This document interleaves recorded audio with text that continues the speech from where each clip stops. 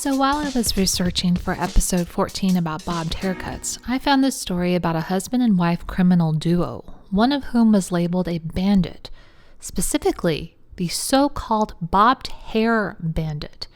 If you have ever decided to delve into a life of crime, which please don't, but if you do, get yourself a super cool criminal nickname. In seeing the first pictures of our crime maven, I was struck by something quickly. She looks about 10 years old. So let's do a swishy puddle dive into this story. So for the last few months, New York has been hit by a rash of successful store robberies. Who's doing it? April 17th, 1924. Police in New York have found evidence that shows them that one Celia Cooney is the robber they've been looking for. She was originally brunette, and then it was believed that someone with blonde hair was imitating her robbing ways. But her former landlady confirmed for detectives that the brunette and the blonde were one and the same. They didn't have a robber and a copycat robber. They just had the one robber, plus her esposo. I saw another article that said she never had blonde hair. She always had black hair. So here we go already with the unclear newspaper reporting. April 21st, 1924. Anyway, who is this Celia? Celia Cooney is 20 years old and married to one Edward Cooney, age 25. She is now known as the New York Bobbed Hair Bandit. Looks about 10, extremely petite, but has terrorized store owners for some months by holding them up and successfully relieving their stores of money. The police have been on the hunt for her and her hubby in crime and finally found them holed up in Jacksonville, Florida. Detectives found her in a rooming house, storming in. "Don't shoot and I won't," pleaded the girl, who was supposedly holding up a gun alongside her husband. Her husband, Edward, allegedly attempted to end his life when detectives rushed the room, but it didn't work and he was arrested alongside his wife. It's already believed that Edward will make a full confession to relieve Celia from being arrested or jailed. Celia, while on the run, was actually pregnant and gave birth in a Jacksonville hospital on April 11th, a mere 10 days after she and her spouse attempted to rob 17 employees of the National Biscuit Company plant in Brooklyn, New York, and where Edward also allegedly shot and seriously wounded one of the employees before leaving the scene, with nothing. Unfortunately, the baby passed away days after its birth and was buried April 20th. Celia, inconsolable, had returned to the rooming house. She was aware of the national search for her and knew that the police were aware that she was pregnant at the time she began to run. When the detectives burst into the room, Celia and Edward were both holding guns. After she made her plea for them not to shoot, "Well, get 'em up," was the gruff command of the detectives. April 23rd, 1924. The pair, arrested in Jacksonville, had been brought in by train into the Pennsylvania terminal in New York City and were enveloped by many who wanted to get a glimpse of the famous pair. Celia was said to have been cheerful and smiling on the train and admitted to 12 robberies. I apologize, but the number of robberies changes with every news story, as you will see. Celia and Edward pled guilty to the charge of robbery in the first degree during their arraignment in Brooklyn. They refused counsel even though Edward's brother had got a lawyer for them. They have officially admitted to 10 crimes, according to Assistant DA Thomas Craddock Hughes, including the attempted but unsuccessful holdup of the National Biscuit Company where Edward shot Nathan Mazzo. The use of the gun that normally they only threatened with is why they fled to Jacksonville, and also that Celia was due to give birth. Here was an account of all of their holdups. Some of these dollar amounts were a little hard to read in the newspaper, so hopefully I have these right, or pretty close. January 5th, 1924, 10:13 p.m., Thomas Ralston Incorporated chain store, $68. January 12th, 1:40 p.m., A&P store, $113. January 12th, 10 p.m., H.C. Rohak Company, chain store grocer, $250. January 15th, 9:10 p.m., drugstore, $50. January 20th, 10:15 p.m., drugstore, different one than the above, $160. January 22nd, 10 p.m., grocery store, $5. February 2nd, 9:45 p.m., H.C. Rohak store, different location than January 12th, $150. February 25th, 9:20 p.m., James Butler Company, chain store, grocer, $60. March 10th, 8:30 p.m., drugstore, $35. April 1st, 9:30 a.m., National Biscuit Company, no money lost. Nathan Mazzo, shot twice. Celia and her husband were placed in a room with their backs against a wall, and witnesses were brought in to identify them. According to one paper, about 13 witnesses. Celia was apparently smiling, and she had an audience now. During the witness statements, they would actually correct the amounts they had allegedly stolen. One woman accused them of taking $35. They would say it was only $17. A store owner said that they had taken $150. The pair said it was close to only $60. The National Biscuit Company employee, Nathan Mazzo, who was shot during the most recent holdup, declared on seeing Celia, quote, "Yes, that's the girl," end quote. Quote, "I'm sorry you were shot," end quote, Celia told him.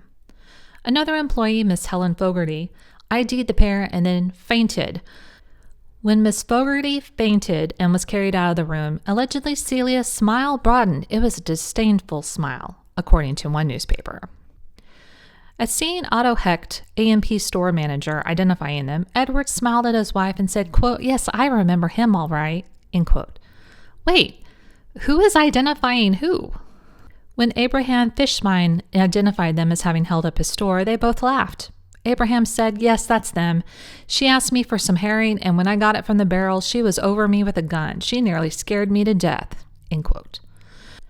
Police say they had gained $601, but the couple said it was only $900, and through their travels to Florida and the birth of their child, they had no funds left. The standard punishment for assault and attempted robbery, 10 to 20 years. This newspaper describes her as a, quote, "pert, self-sufficient appearing little person with plenty of nerve, and she seems to consider herself the heroine of a melodrama. Her husband is slower-witted than she and somewhat ungainly," end quote.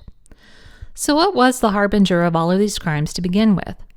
Celia stuck with her story that it was because of the baby's impending arrival as to why they went to a life of crime. This theory is generally disbelieved because New York had facilities at this time that allowed for the birth of children at little to no expense to the parents.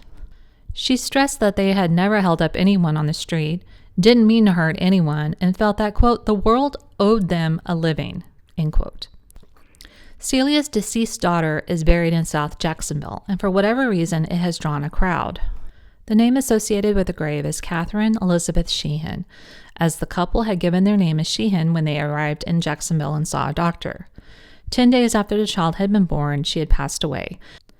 And the death of the child is actually what gave away the couple's location when the Cooneys wrote to their friends in Brooklyn to ask for money to help bury their daughter. Celia is now, quote, "through with holdups and such stuff," end quote.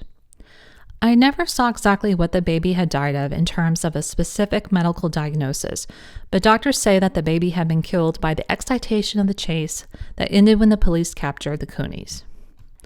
Newspaper said, quote, "Life had not been easy for Mrs. Cooney. Her husband was out of work. Something drastic had to be done. Then came the first of the series of holdups. Their success baffled the police and goaded the Bobbed Hair Bandit on," end quote. Here they're making money, and however wrongly they were doing it, they were successful. Not unlike gambling, you find some success, it's likely you will keep doing it. April 24th, 1924, Brooklyn County Courthouse. Celia and Edward pled guilty to the indictment of first-degree robbery, again, penalty of which is 10 to 20 years. After their plea, they were rushed out of the courtroom into a waiting car. Before getting into the car, Celia allegedly tossed her head and smiled at the large crowd outside the courthouse. Newspaper said, quote, "If anyone had expected the Bobbed Hair Bandit to cringe, they were disappointed. If anyone thought the death of her 8-day-old baby would unnerve her, they were mistaken.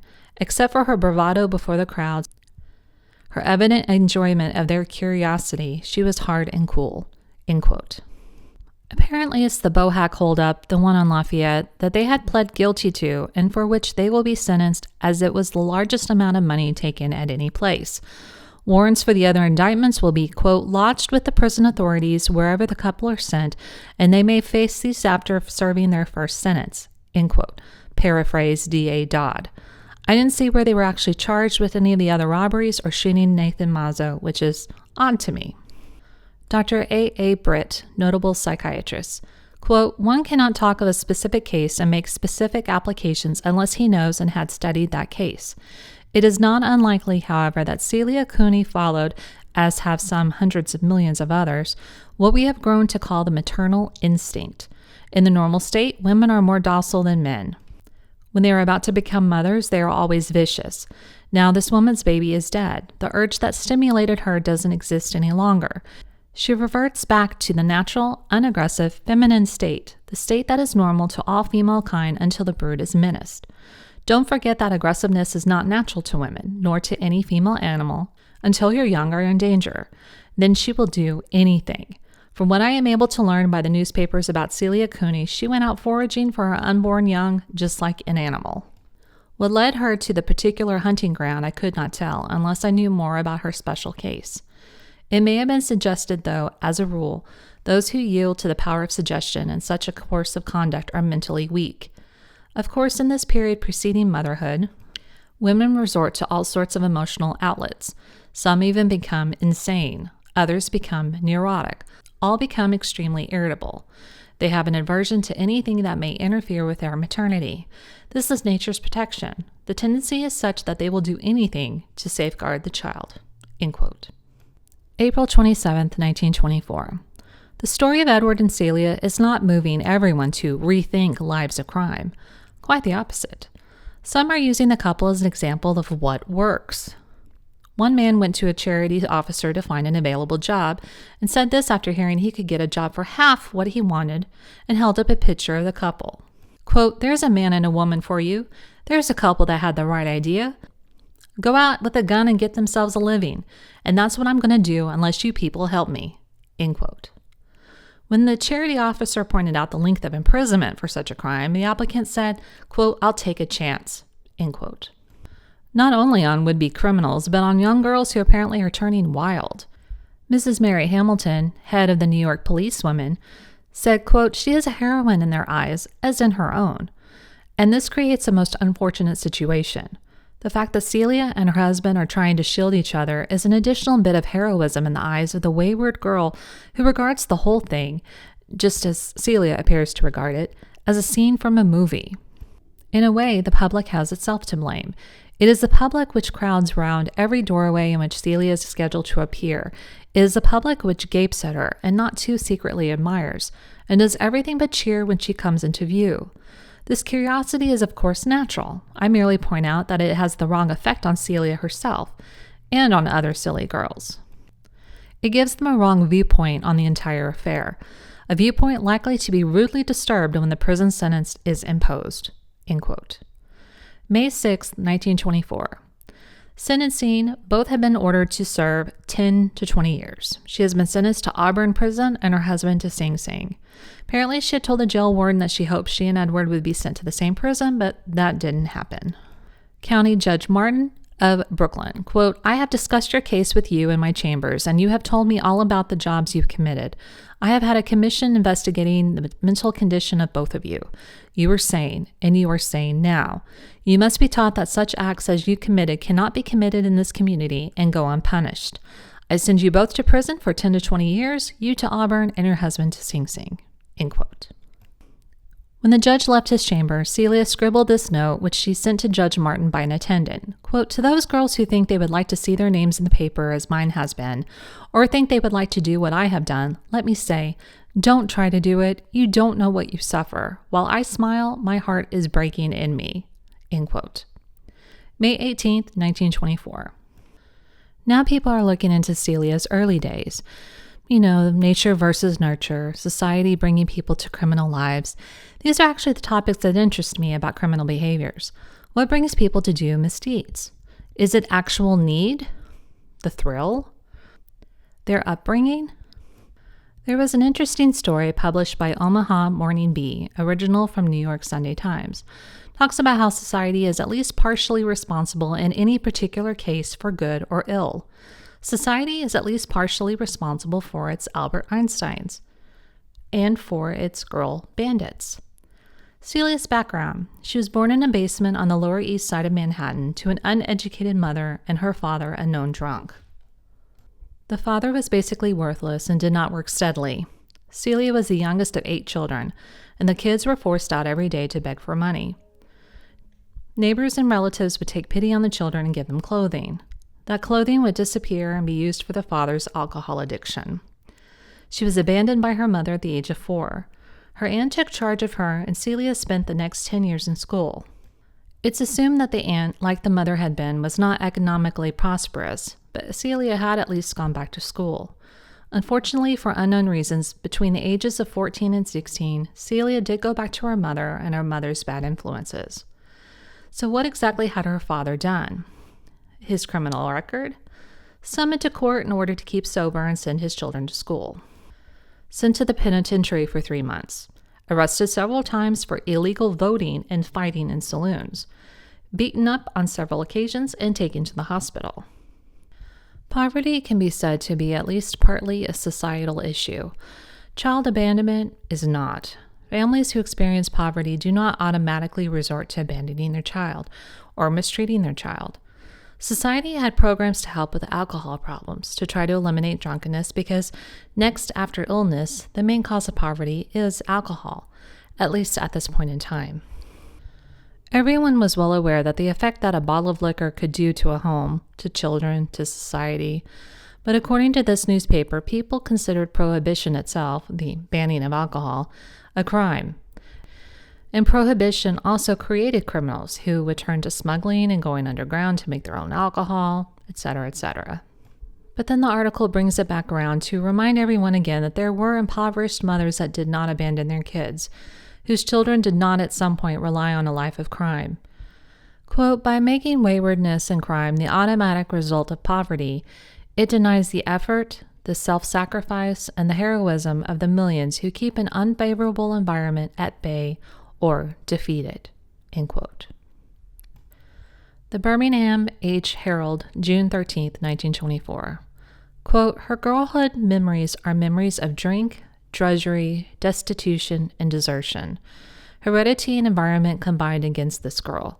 It is a devastating union. It is almost unbeatable. Heredity is far harder to beat than environment. End quote. March 6, 1925.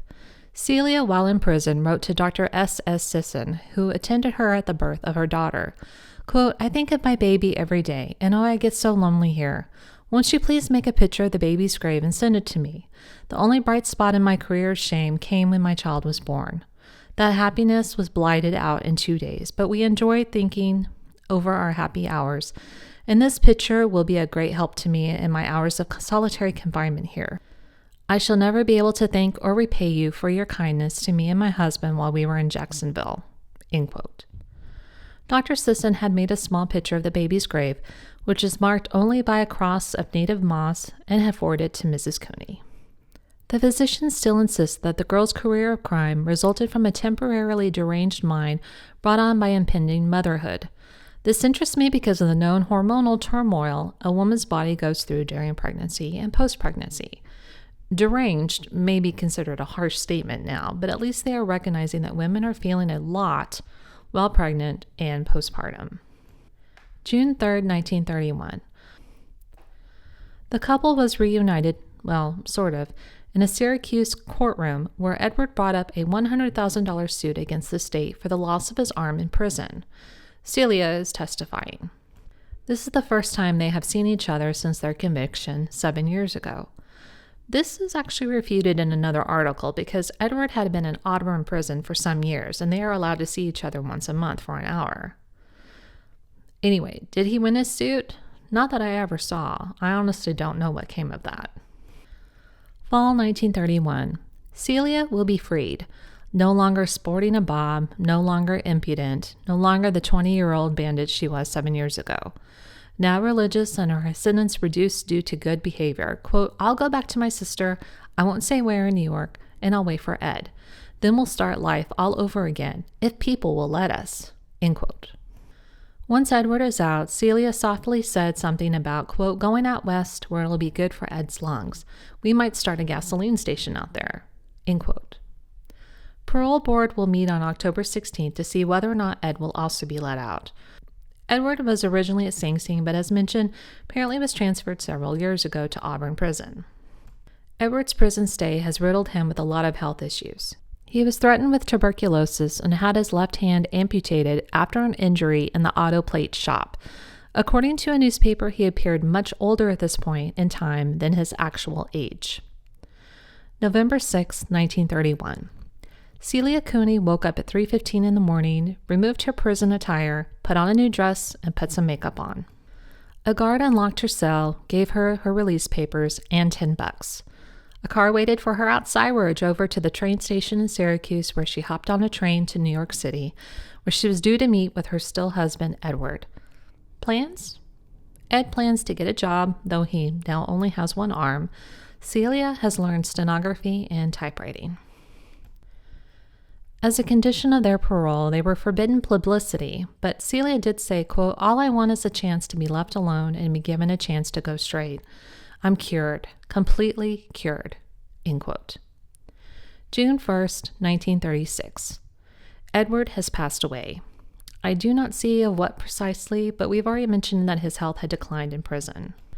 I do know that he and Celia had 2 sons, one of whom was named after Edward. What Celia did after this is unknown, but I would assume with the lack of any news about her, she led a normal life and lived to be about 88 years old. If you like this story or ones like it, please like and subscribe. Thank you.